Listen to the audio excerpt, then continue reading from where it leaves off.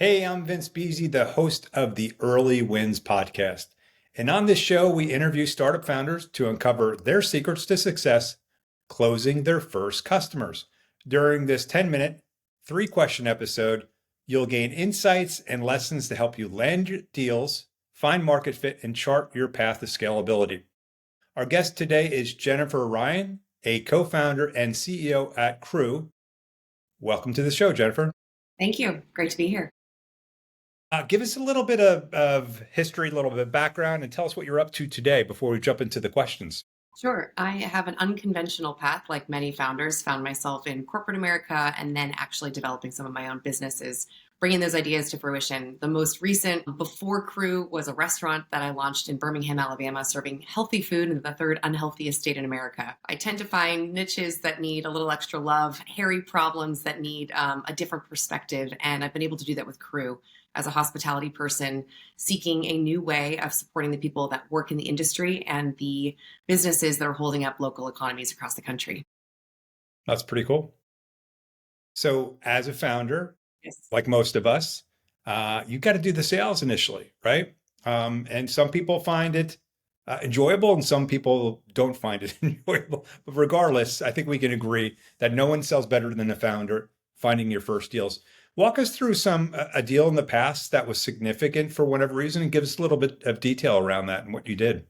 We are 2 years old, and in our first year, we served mom and pop businesses across the hospitality industry, businesses like mine. But we quickly realized that the unit economics didn't quite work. What we were trying to achieve, the scale, the growth, the size, the scope, we needed to move upstream. And that first win, I will never forget. It was a private social club in our first market. And the reason we were able to win that was something that we had learned time and time again was not just to get to the root cause of the pain, but be able to have that leader on the other side of the table articulate what the pain meant for her team, and her guests. And that was the moment of enlightenment for both sides, where she recognized that we could not only solve that pain, but that we could really eradicate the negative downstream impacts that all of those parties were feeling. So, you bring up an excellent point, which is focusing on what the customer sees as the pain before what you think your feature set is or what's important to you, right? Yes. I think the angle that we are hospitality people. And so we were talking to folks who were in shoes that we had stood in before. We understood what it meant when the dishwasher called out or when you had a 500-person event that was going to be needle moving from a revenue Mm. perspective. We knew what mechanics needed to be taking place, what needed to be, allowing the lights to stay on and the machine to keep operating.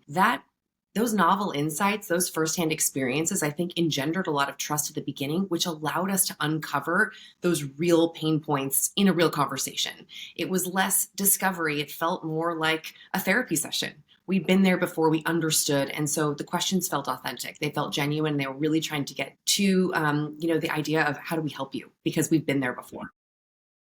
So, talk a little bit about the challenges closing your first bunch of deals, 10 deals, whatever that number is. What were the challenges and how did you guys overcome those challenges? So there was a moment after those first couple of wins when we had moved upstream. We had started to really be able to post big logos, in the portfolio and showcase that we were able to partner with bigger players. That was great for us, but it gave us a false sense of security. We were still young, we were still early, we still had very little to show, despite having a great product, a great solution. And so I'll admit, in those early days, there were moments when we wanted to push the pricing up, and I was more focused on revenue for a hot second versus really understanding how we could solve the problem. And that was because I had a lot of noise in my ears, whether it was from potential investors, things I was reading, to be able to demonstrate how do you get to that first million of ARR.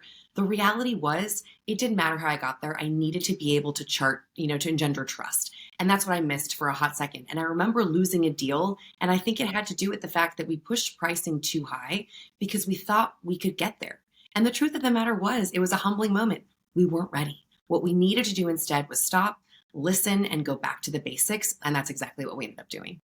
So, how did you come up with your pricing initially? How did you know you kind of nailed it or were close? It took a couple of iterations. It takes some black eyes, it takes some awkward conversations, it takes some no's. I think when you start to recognize that people are starting to push back, you might be, push back but still accept. You realize that you're in that sort of close zone. We looked to competitors, but the reality was we were looking at bigger markets. We were playing in secondary, tertiary markets where the pricing was just a little bit different than at New York, Chicago, LA. We had to take that into account. And so we took outside data, we took competitor data, and we also just took a lot of that customer discovery. I did get good advice later, which is what we've incorporated, but it's actually asking our existing customers to pair it back to us what value they're seeing and what other tools they use to sort of find that value or combat those challenges. All of those details have helped us to triangulate into a fee structure that feels okay today. But I'll tell you, this is the one thing that I know that we can continue to improve upon. And it's the thing that has to evolve as you have more to offer, you grow, you learn. And so it feels like an iterative process. Yeah. I mean, this is the conversation I get with founders a lot, is that pricing or your business model early days has become more of a competitive advantage if you do it right. And a lot of people are using AI to help figure out what the right pricing model is, whether it's consumption or a subscription or a retainer or whatever it is. But nailing that early days, I think, is really important, and not to be too expensive, but not to be too little, be somewhere there that's fair and the customer sees as the true value. That's exactly right. I think one more great piece of advice we got early on when we were thinking about the actual model. So, less the dollars we were charging or the percentage, but rather the model itself. Everybody wanted to see a subscription model. That's what investors wanted to see. That's what the landscape was screaming at us. But the truth is, the advice I was reminded of was you need to price to your customer's pain. And when we did that, it didn't necessarily comport with a SaaS model. It has a piece of that, but it's not all of that, because what somebody wants me to do is to deliver a service to be able to solve a problem. And that's when they're willing to pay whatever it is, because I've been able to do something that nobody else can. And that subscription model, if that were the only approach for us, it wouldn't have been pricing to the pain. And so we had to sort of, thread the needle to make sure that we kept that in mind when we put that structure together. So there's founders out there that are along their journey, looking back at your career and what you've been doing. What's one piece of advice you would give to founders out there that are going through this journey? So I think two things to keep in mind, one of which is stay the course. It is hard to get up after being hit down. It is hard to continue forward when you get a lot of no's. We hear this when we're fundraising, we hear this when we're selling, when we're into new markets. Continue forging forward. And I think the other piece that I would say is nothing is more compelling and nothing opens the door faster than an authentic person. So be yourself, lead with trust, and really, really try to earn the trust of the other person versus sell something. I can't tell you how many times we have tried to earn trust in the smallest of ways, and we've been able to sort of crack open that door little by little by little. They've turned out to be our best clients, our stickiest clients, the ones that give us the real feedback. And it's because we didn't need to try to rip and replace. Big change is hard for any organization, so we always start small and earn that trust little by little. It's slower. It feels like we want to be running faster, but ultimately, slow and steady forward has been a faster path towards success than trying to rip out and replace, in every client that we've met. And so that that trust at the beginning has really been important for us. Awesome. One last question I have for you, and you may or may not have experiences. Funding's changed a lot. Taking money from VCs or others has changed a lot over the last 3 years. What advice would you give folks out there that are looking to raise a round?